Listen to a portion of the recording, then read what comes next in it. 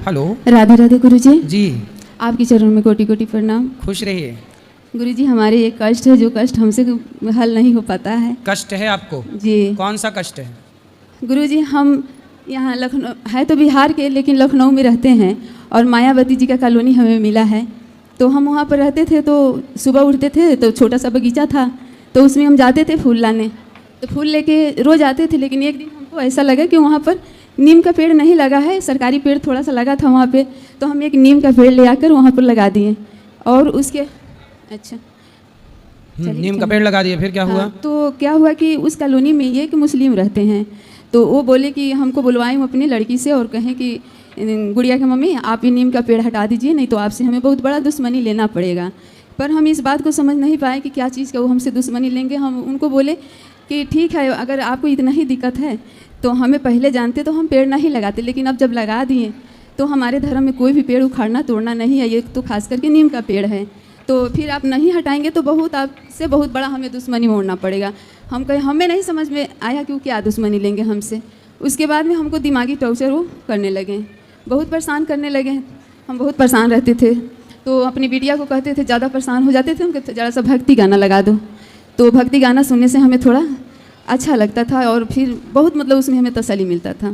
फिर एक दिन ऐसा हुआ 3 बजे ऐसा होने लगा था, तो हम 3:30-4 बजे के बाद करीब में अपनी बिटिया को बोले कि बेटा थोड़ा सा भक्ति गाना लगा दो। जब लगाया तो आपकी गाना आ रही थी, कहीं मम्मी हाँ जी, तो मम्मी बोली मम्मी देखो यह गाना आ रहा है, सुनोगी? हम कहा हाँ।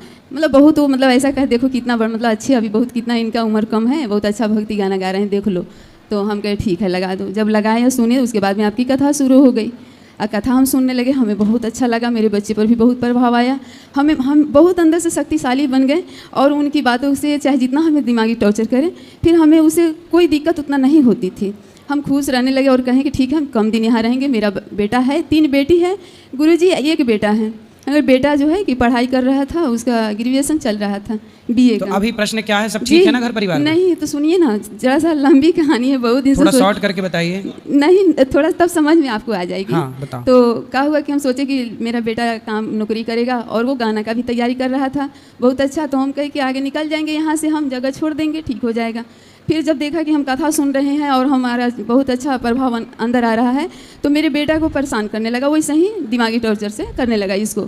अब हम तो झेल ले गए, लेकिन ये नहीं झेल पाया। अब ये मतलब सोया रहता था, हम पूछते थे क्या हो रहा है, बाद में बहुत पूछे तो ये बताया। हम कहे सुनो इधर आओ, कथा सुनो, देखो ये कितना अच्छा कथा है, तुम्हारे पूरा समस्या का हल निकल जाएगा। पर इस समस्या का तो हल निकल गया, लेकिन जब ये काम पर जाता है तो इनके साथ 2-4 लड़के गाली देते हुए जाएगा, जब डिप्टी से आएगा तो गाली देते हुए आएगा, फिर उसके बाद में सुबह जाएगा तो क्लच गाड़ी का काट देना, मतलब बहुत ऐसा नुकसान। तो आप लोग कंप्लेंट नहीं किए, कैसा क्यों कर रहा है? तो हम गुरुजी कंप्लेन जब करते हैं ना, तो वहाँ पर 2-4 कई लोग से हैं, कुछ अपने भी हैं हिंदू लोग जो उन्हीं का साथ देता है, हमको झूठ साबित कर देते हैं और जो मन करता है वही लिख के यहाँ से भेज देते हैं वो।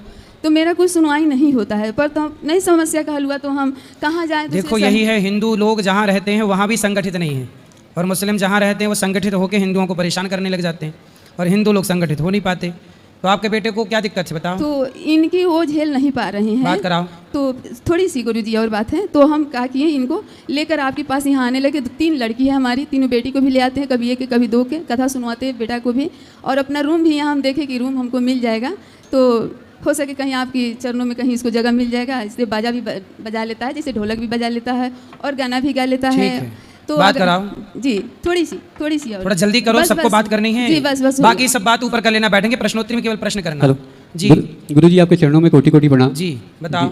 जी मम्मी जैसा कह रही हैं कि बेटा पैसे कमाओ, मन लगा के काम करो, और कौन क्या कहता है उस पर ध्यान मत दो, और थोड़ा दबके ना रहो, थोड़ा अच्छे बनो। कोई आपको कुछ कहता है तो आप जवाब देना सीखो। 1 मिनट सुन ले, बस कोई बात नहीं है। तो गुरुजी क्या हुआ कि अभी ऊपर बताना सब पूरी कहानी, अभी प्रश्नोत्तरी का टाइम है, सिर्फ प्रश्नोत्तरी हो। तो गुरुजी जैसा कि हम काम करने जाते हैं बाहर, तो जो है कुछ ऐसे हैं लोग कि जो नहीं चाहते हैं कि वो मतलब सही काम कर पाए, या फिर अपने देश के लिए या फिर समाज के लिए कुछ अच्छा कर पाए। लोगों के कुत्ते के भौंकने से कुछ होता नहीं है, भौंकने दीजिए, हाथी चला बाजार कुत्ते लगे हजार। बाकी गुरुजी हम अपने कैरियर में अपने घर में खुश रहिए, प्रसन्न रहिए, किसी के कारण अपने घर का आनंद ना गवाइए। जी मैंने BA भी किया है, और उसके बाद म्यूजिक भी मतलब गाना भी गा लेते हैं और ढोलक भी बजा लेते हैं। एक गाना सुनाना चाहेंगे गुरुजी? सुनाओ 1 लाइन।